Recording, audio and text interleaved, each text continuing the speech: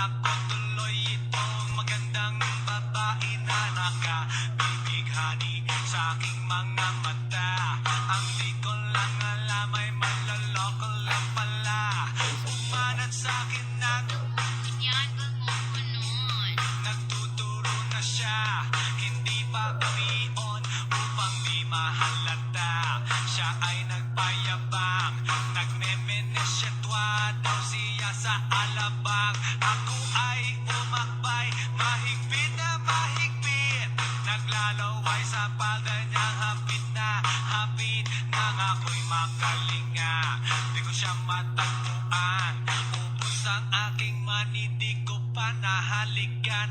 When the night has come, yeah, at pinatay ang ilaw. O madalas lumalabas banyo queen. Alright, second verse. Sa Cafe Adriatico ako ay inaya. Inom daw kami at siya ang taya. Kaya kaming dalaway uminom ng beer. Inangat niya ang magatang, sabi niya sa'kin, cheers! Ang di ko alam ay meron siyang inilagay.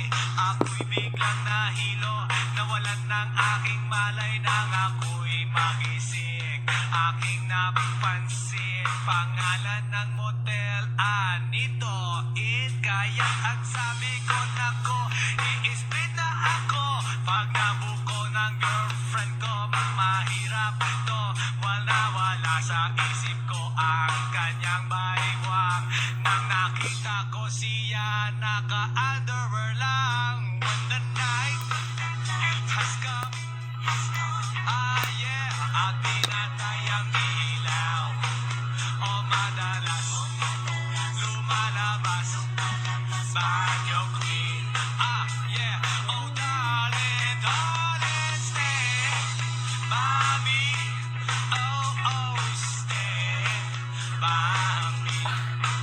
O madalas lumalabas banyo queen. Alright, get ready for the third